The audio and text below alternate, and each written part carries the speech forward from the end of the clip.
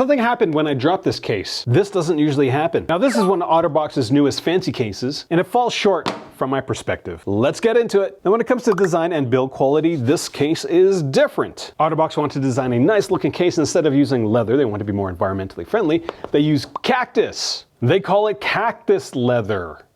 Doesn't smell like leather.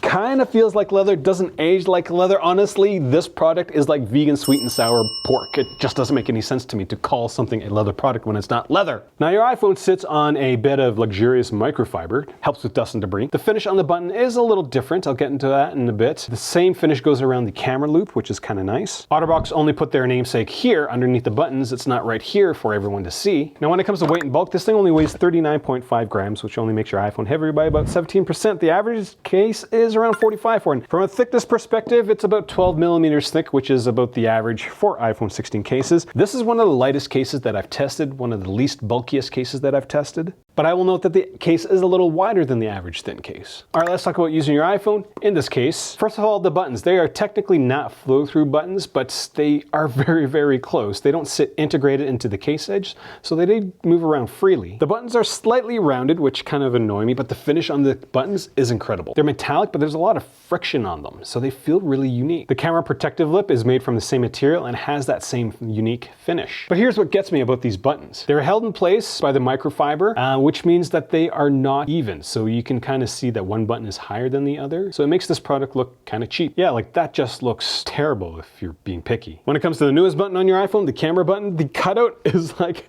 it's the biggest that I've seen so far. Cutout is bigger than the Commuter as well as the Defender. Like that's just why. And when it comes to MagSafe strength, pulling a wallet off this case takes only 5.3 newtons, with the average being around 7.5. Pushing a wallet off this case registers around 7 newtons, with the average being around 9. And this case doesn't really do much for the rotation of MagSafe accessories either. So any MagSafe accessory is going to be useful, but any sort of bump is going to knock off whatever accessory you're using. Not great. When it comes to protection, this case has a corner thickness of around 2.7 millimeters. I was expecting this case to flunk hard in drop protection, but it only performed a hair below average for the initial impact. And because of how rigid the case is, the resulting impact absorption was average, not poor, average. Now I was pretty excited to see those results, but then I realized this case broke after 7 drops. I dropped a minimum of 10.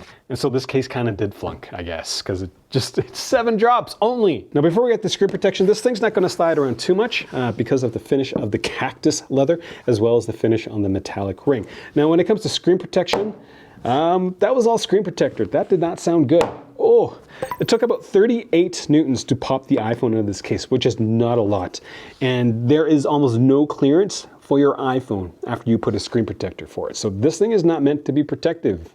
Invest in a lot of more screen protectors. Now this case is going to set you back $60, with the average price of an iPhone being around $45. It's set at a premium price point. Is it worth getting? Well, it offers above average iPhone access. Using MagSafe accessories with this product is going to be terrible. Drop protection is very average. So would I get this case if I wasn't a reviewer? No. I'm on a mission to figure out what the best iPhone cases are. If you want to know what I think are great cases that I would use if I wasn't a reviewer, do check out that playlist. Thanks for watching.